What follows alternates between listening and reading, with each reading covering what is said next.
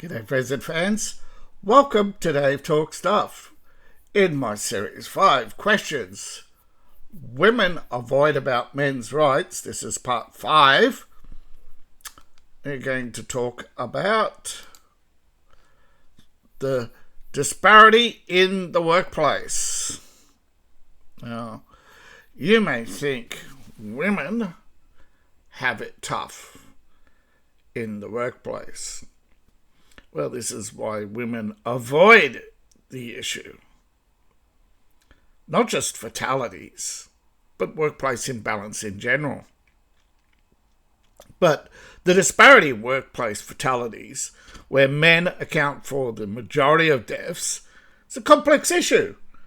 It's quite simple, according to some studies, but according to women's studies, occupational health and safety is a complex issue that feminist movement avoid this topic, but we really highlight it. We swear. Yeah, go find it and you'll see it's all men's rights groups. The only thing women bring up is so unfair about the gender pay gap. So men consistently account for over 90% of workplace fatalities. In the US alone, male fatalities are recorded 9 times higher than female fatalities. Yet, you know the cases that get the attention, don't you? But women never take those jobs. The leading causes is transportation accidents. You don't see that many women truck drivers or delivery drivers. Homicide is the leading cause of death for women in the workplace, and that's why they get the attention.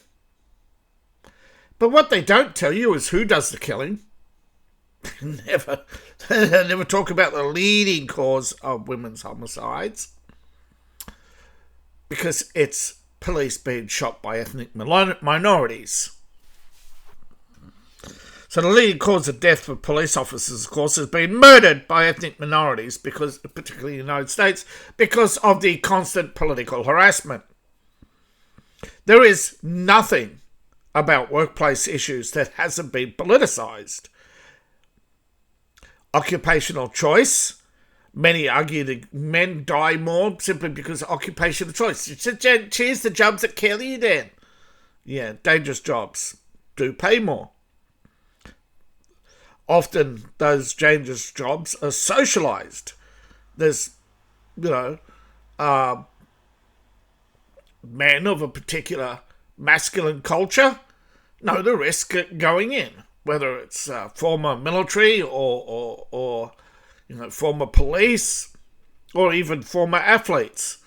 They know deep sea diving, ocean trawling is still a very dangerous job. Transportation, all truck drivers know go in that there's always a good chance that someone's going to hijack you, and even there's no amount of training that prepares most people for a robbery. But yeah, you find a lot of females used to work in banking until robberies got out of control, and then it became a male-dominated industry. Men are more open to accepting risk. Now, from a feminist perspective, again, they argue it's a byproduct of male-dominated culture. The safety standards would benefit everyone in the workplace. We do have safety standards, right? The thing is, those safety standards can account for accidents, and that's or murder. Right? Unless you are willing to rearm society, which they're not, and a government that is afraid of its people, that's what is no government of the people. If you're afraid of an armed society, you do not intend to represent the people. Because the vast majority of murderers would not be alive today in an armed civil society. most armed robbers would not last in an armed civil society. You look at the rising crime, and yes, there's no mythical Australian crime stats because gun crime is up. More armed robberies, more everything, more murders. What happened to the glory years? Well, it was the shock. It wasn't being disarmed that lowered crime. It was the shock of the heinous crime where a person committed a mass murder because they weren't allowed near a child. Let that sink in. Women, of course, women will point to all these issues and say, well, it's men. Men need to behaviour. Well, when it comes to high-risk jobs, women are just as, even more so, fragile. And that's why but the thing is, when a woman's murdered in the workplace, other women leave that job. That's why the numbers keep going down. Women do suffer workplace fatalities, but when they do, they leave the workplace. There's barriers to entry for all jobs. It's not because they're a boys' club, it's simply because how many young, fragile females would be able to undergo the rigorous training required for an ocean trawler? There's nothing we've ever come up with. We've made ships unsinkable, and still people die on them. People die on trawlers from freezing, even simply because they've forgotten one button on their safety vest.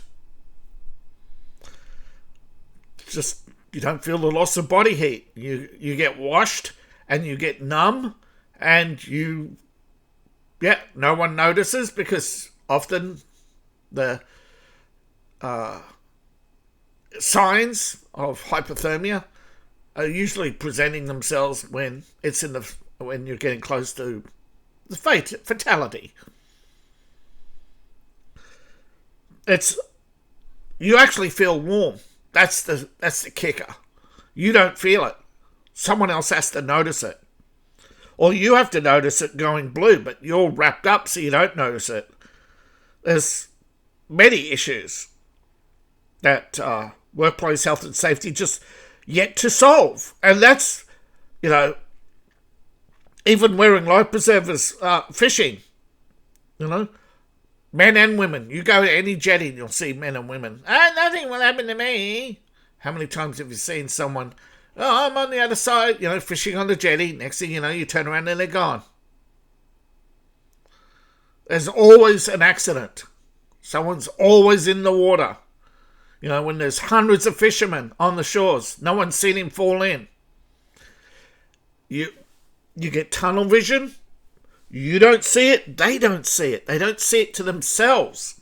Whether it's walking off the bank, walking off the jetty, or leaning over the side, or even getting that big catch, and you think, you'd be surprised how much weight a fish really has underwater.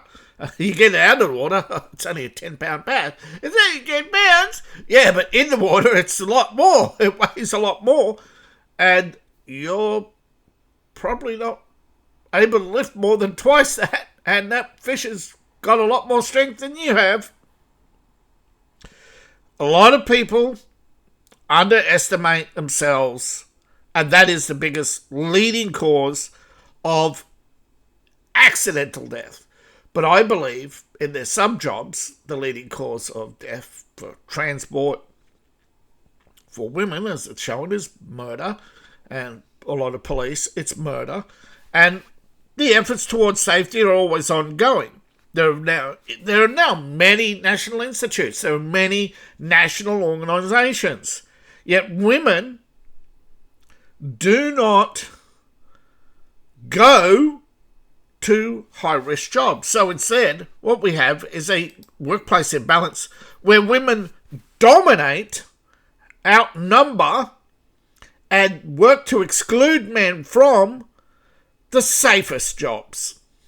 Women make up 47.9% of the workforce, yet significant segregation exists. Women dominate in healthcare, social assistance. 78% of workers in healthcare are women. Education and training. Women now make up 85% of primary school teachers, even higher in early education, and is growing fast in university education. Occupational health and safety. Women. Human resources. Again, almost predominantly women. Specific roles in care. Childcare, 96% female. Disabled, 77% female. Management of medical institutions, predominantly women.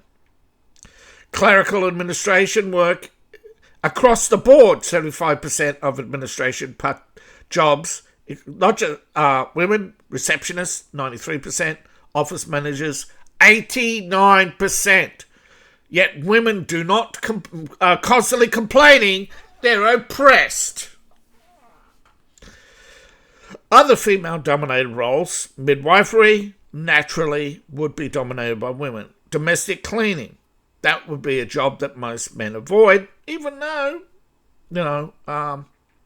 there's no barriers to entry there. I can tell you for a fact, they struggle to get people. They struggle. Why? It's actually hard work. Long hours, hard work, lots of travelling. So, yeah, domestic cleaning is more of an issue of recruitment, pay, and it is at the lower end of scale. So, a lot of men don't have the necessary training, and most of these companies are run by women, so there is a slight barrier there, but they can't get enough domestic cleaners. So we'll leave that one to the side and put a pin in it. But other female-dominated roles, which shouldn't be, is in the medical field of what they call a medical secretary. These are the people who go through your medical records, manage your medical records, do all the data on medical records. These are the people who assist doctors on the management and managerial side. 92% women. And that's the same for human resource professionals. Other human resource professionals, dominated by women. Now, the impact is low wages. By concentrating, on the safer, easier jobs, women are twice as likely as men to take part-time work, to take casual work. They target industries to become part-time work, like human resources, caregivers, teachers even. Anyway, 3 days a week. No, you don't. You work 3 classes, and you get paid for 3 days, and you complain, and you got 30 papers to mark. So that's how often. Yeah. And that's why we see on your social media page, you drinking margaritas in Puerto Rico with Enrique and Tyrone. Yeah. Well, what a hard life. So, the majority of women's industries have led to actually lower wages. Why is that? Because they work the least amount of hours. They drag the hours down, and they want higher pay, so the companies lock in lower hours at a higher pay rate. But these are also these are low-skill industries. I'm not saying that every single one of them is at the bottom of the ladder, but these are all mid to low-tier jobs as far as anyone is concerned. There's no need for any of these other than a nurse to go to university. Right? And I mean any of the nursing jobs. Right? There's no need for a secretary to go to college. It used to be a 6-week course to be an administrative assistant.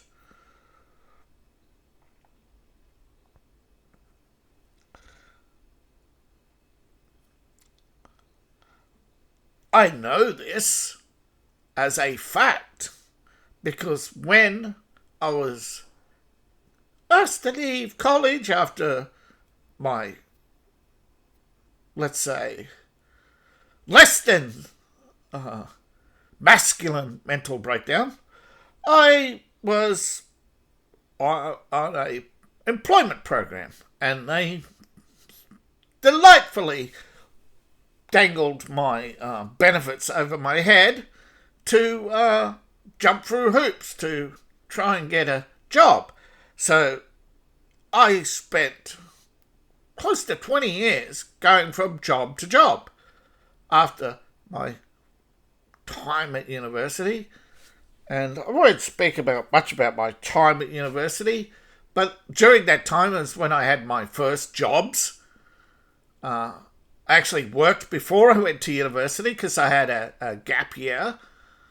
I was bounced around different universities, not because I was bad, but in the initial stage, I actually was excelling, and universities were going, "You're a little too smart for this course. We recommend you transfer to this university." And I transferred. And then they transferred me again. And then the college university I was at closed the campus, sent me to another campus, to another degree, and then wiped all my past achievements, made me start again. And then I had a death in the family, which seemed to send me into a depressive cycle. And I became chronically manic depressive for a while. And yeah, I was just too cocky, too arrogant when I was high, and when I was low, I would literally sleep through the entire class with my eyes wide open. But there were times I could recite what the professor was saying, and there were other times that I was just argumentative for argumentative's sake, and yeah. And on top of that, because I wasn't on any scholarship program, I had to do it all.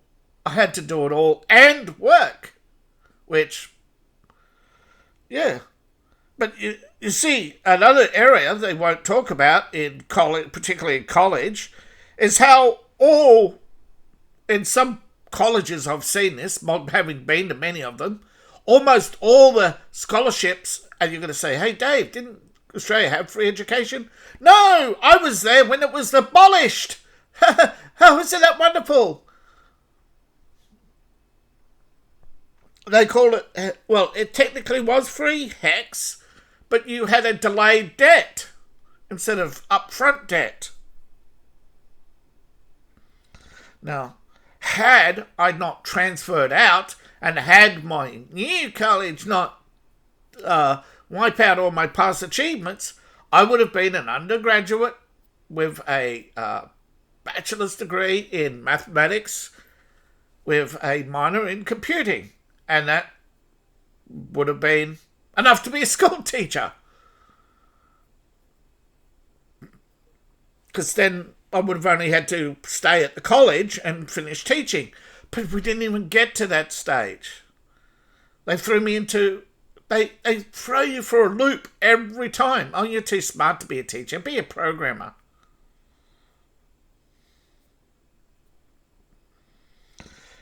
But there are times I can tell you that if you do not pay attention in life, right, particularly to your mental health, that the system won't. It's the same with workplace health and safety. They can't babysit you. I've been through so many health and I probably spent more time doing health and safety courses in government jobs or quasi-government jobs than actual doing the job. And having multiple government jobs, I could tell you the government is obsessed with health and safety, to the point most people who spend their first year at a government job just learning the job. So you may even not even get much work done. So that's why I can tell you with a degree of certainty that most government jobs are full of people who are low effort and quite drifting through life aimlessly. Because I've seen it. It's called a fugue state. And I've been in one. And I'm telling you, if most men out there are in a imbalance, because you see the cognitive disconnect where women are complaining they're not the majority. They are not the majority. They're saying we're the majority all the time. They're saying they're the majority all the time. They're not. They're 49 point something % of the workforce. Okay, yeah, they're the majority of retirees because men die.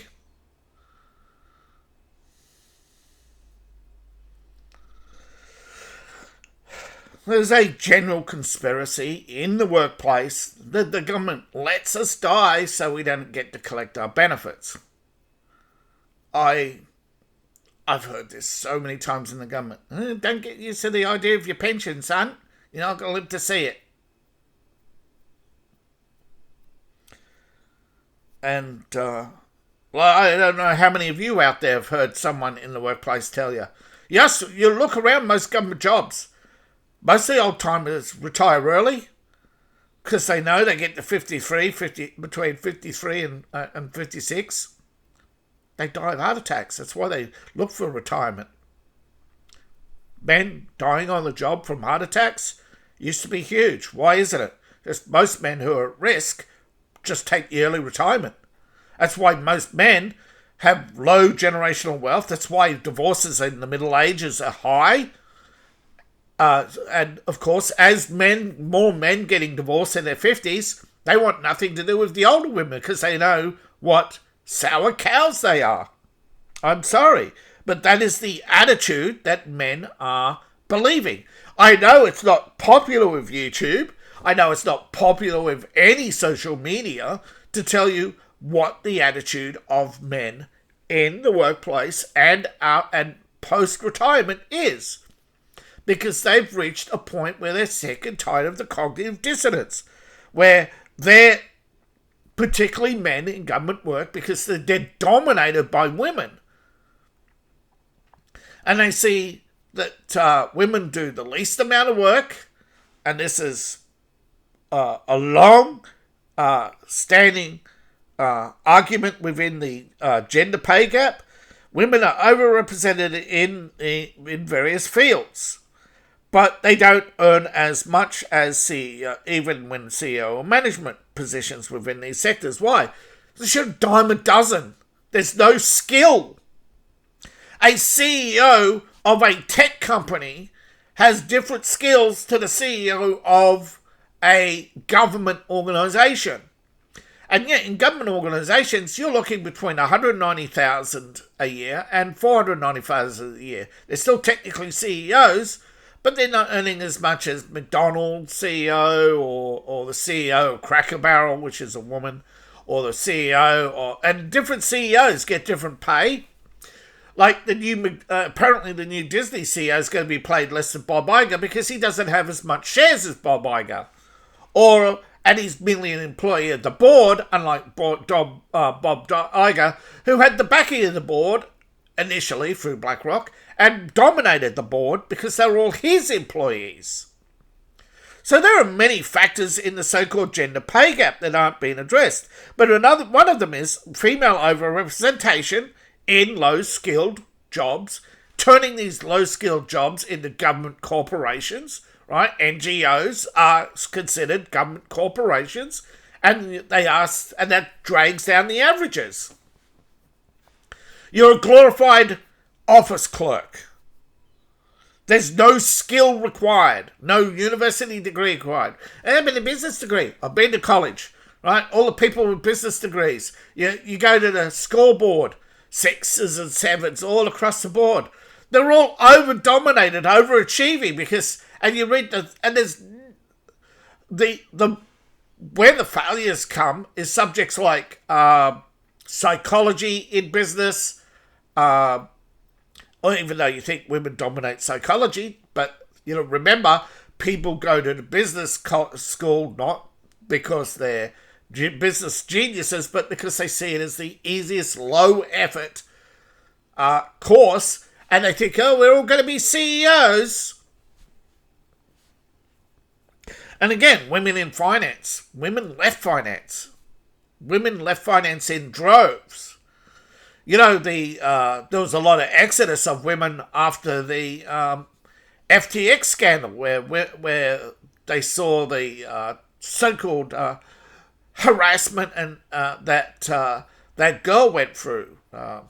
But she used her sex and gender to get ahead, and that embarrassed women, and thought that they had the target painted now on their back, thinking, oh, all females have to, be a turtle, and, get on your back and get, what happens to a turtle on its back.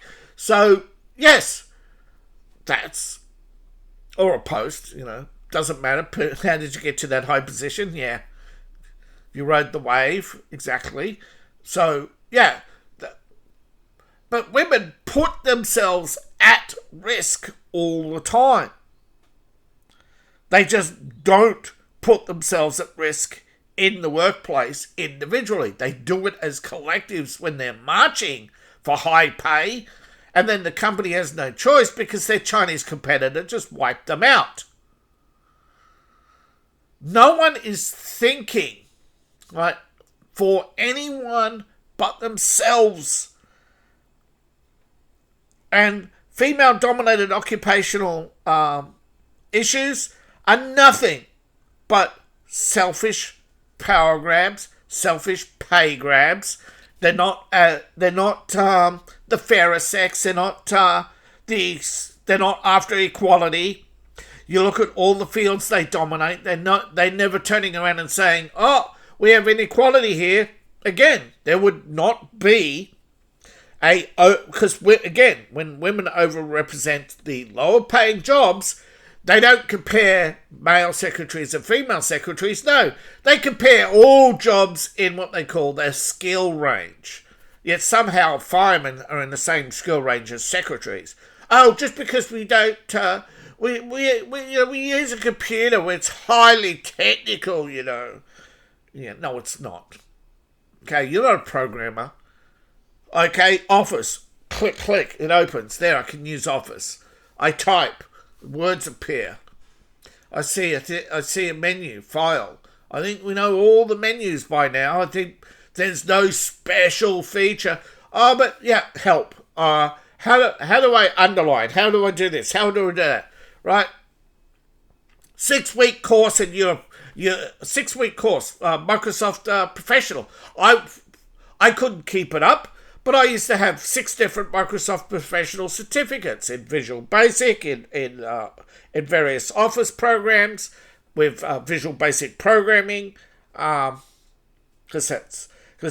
all your macros used to be Visual Basic, or your spreadsheet macros used to be Visual Basic, or your pay programs, they used to actually be Visual Basic, but they're not anymore. They're MyOb and that taken over, but I used to be a Microsoft Certified Professional in Visual Basic and Office and extended programs. So I can tell you they're all 6-week courses. You do an online test, and so some of them, other than database, that was my best subject actually. But databasing and mathematics, very organised work.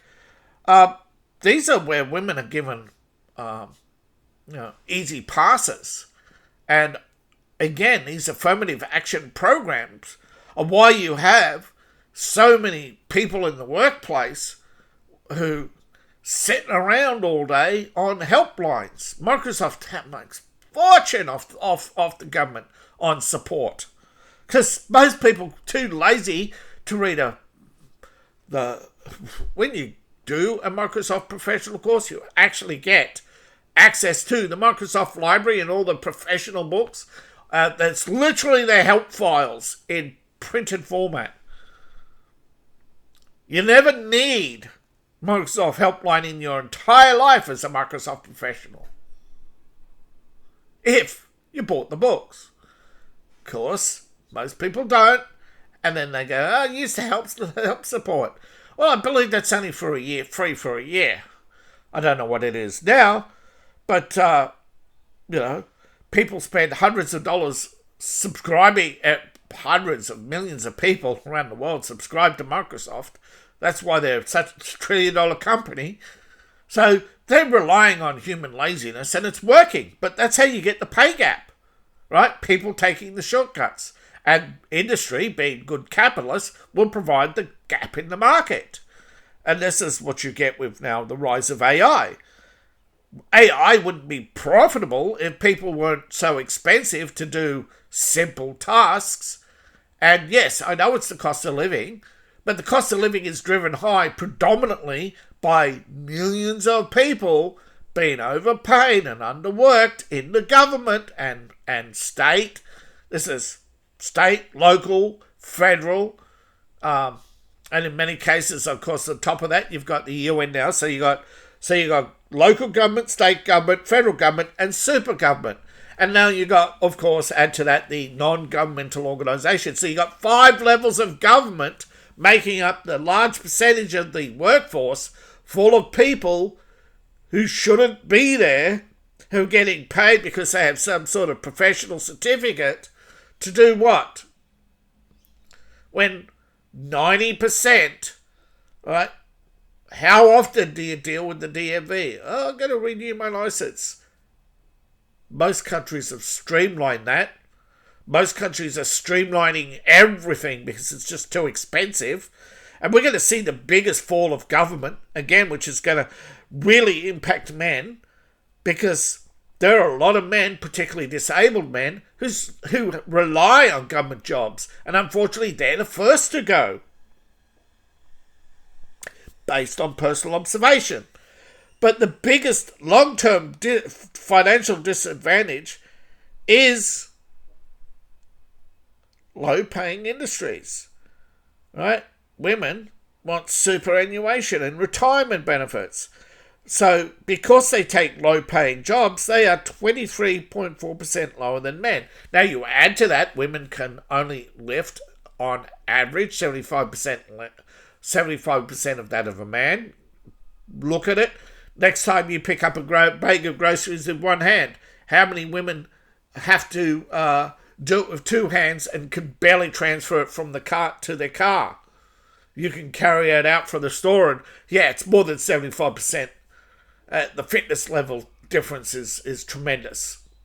Okay, how many women can't work more than 6 hours? How many women work 6 hours in the first place? So the long-term financial disadvantage is massive because there's over-representation. There are too many workers. We're overproducing by 31%. We're overhiring government by 48%. And lowering the population, my headset is starting to bite into my ears. I probably have to replace it soon.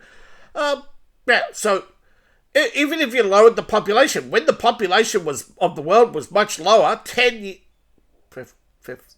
years ago, when it was half what it is now, we had more overproduction, not less. Overproduction has been declining. There's been a lot of factory closures just in the last year alone in China, simply because there's no, right, 4.8 million garments rotting just in one port. Can't find sales, can't find customers. 4.8 million garments rotting. Overproduction. Every country's decided that it will grow its GDP at phenomenal rates. Now, the countries that didn't, or averaged their rates lower, right? You look at China, 600, massive growth, all wiped out.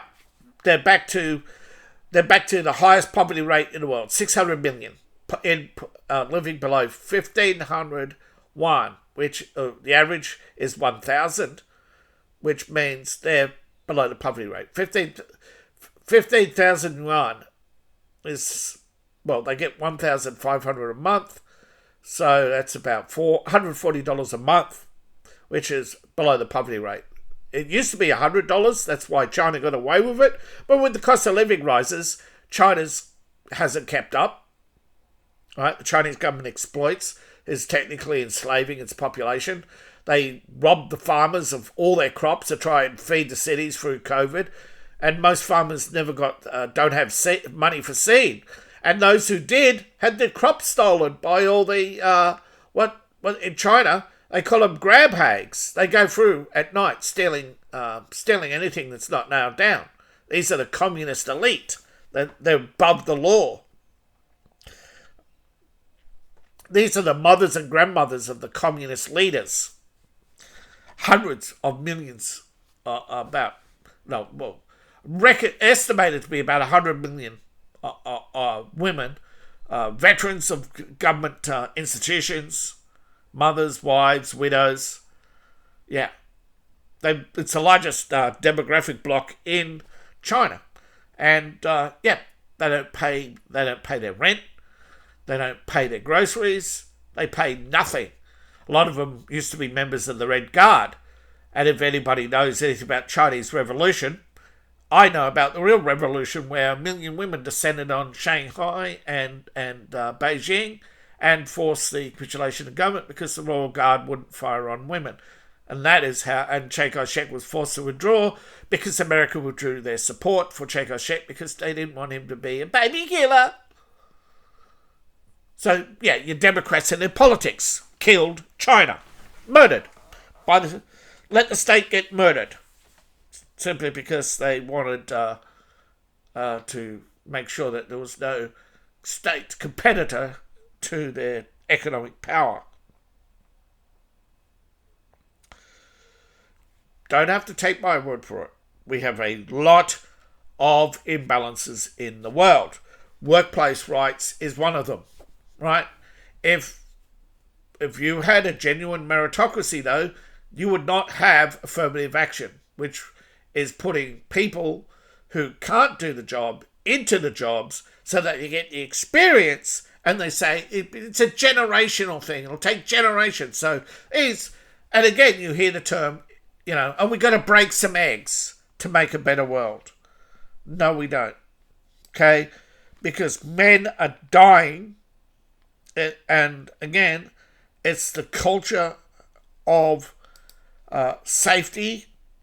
It is the lack of urgency or agency towards men that runs through the entire education system. There's no safety training in the education system. And by the time you do get to it, it's boring. It's geared towards women. Look out for you you always look out for your fellow worker. And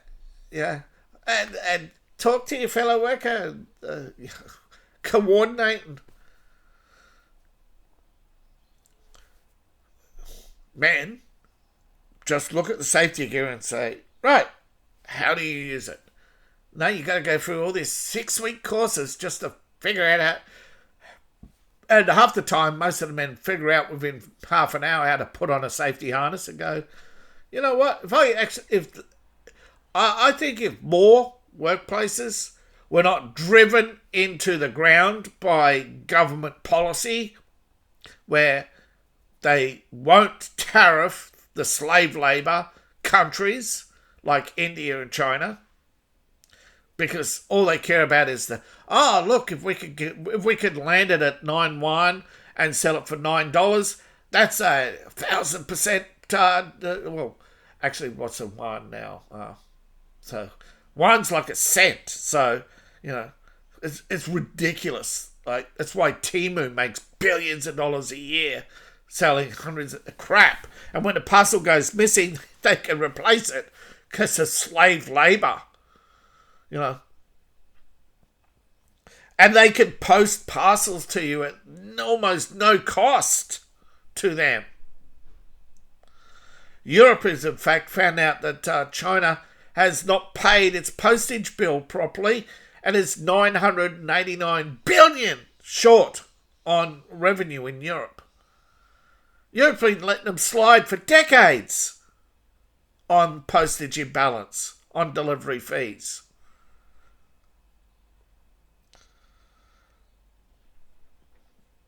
And tariff imports. So, and of course, no one cares. Look around. That's the culture that's killing men.